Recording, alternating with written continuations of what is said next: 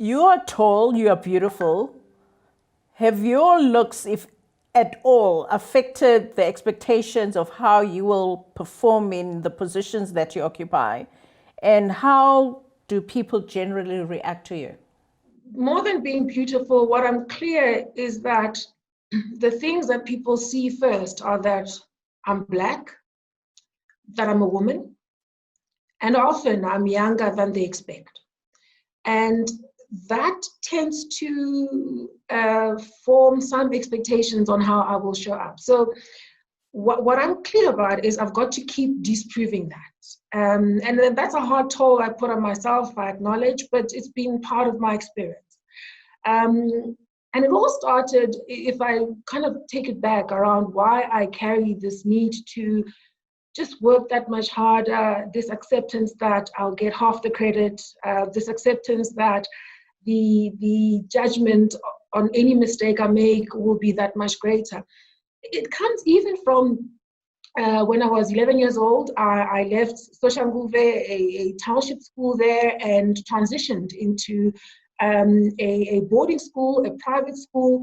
And in my first test, and this was now, I was 11 years old, I was in was standard 4, that's grade 6.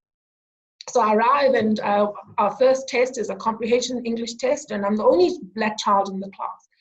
And that's what's different about me. We're all girls, but I'm the only Black child in the class.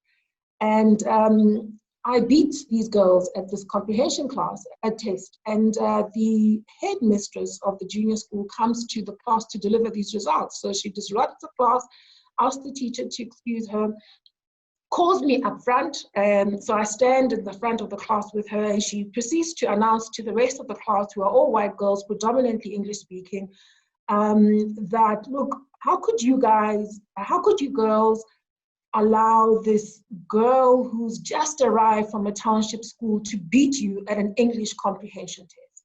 Well, now, that was tough, because it ingrained in me a notion that I'm always going to be moving against the grain, and I therefore have to try that much harder, and accept that not everybody is going to like it, and keep doing it regardless. Much later in my career, so a quick story, about 5 years ago, I went to a function, and I'm introduced as the Deputy Auditor-General. I deliver a speech. At the end of it, I sit down at the dinner table, and the man next to me, who's a senior leader in that institution, says to me, so how long have you been an accountant? And I realized that question wasn't an innocent one. I think this poor man was trying to calculate the years in me and couldn't match them to this person he's seeing next to him. And when I said, well, over 15 years now, it took a few minutes, of him in his head, and you could just see it. He was just completely lost. So I think for me, what I'm clear about is I do have to work that much harder than everybody else. And I have accepted that I won't get as much credit as I deserve. But I've also accepted that if I do this and I continue to do it well, it should make it easier for the generation of young, Black, ambitious, capable women that follow. Those are some of the stories, wisdom that people should understand about going to these private schools and Model C schools, that it's not easy. They hear the accent and they think we're better than, and yet they actually don't understand what we've gone through in order to keep our humanity when we are not being appreciated.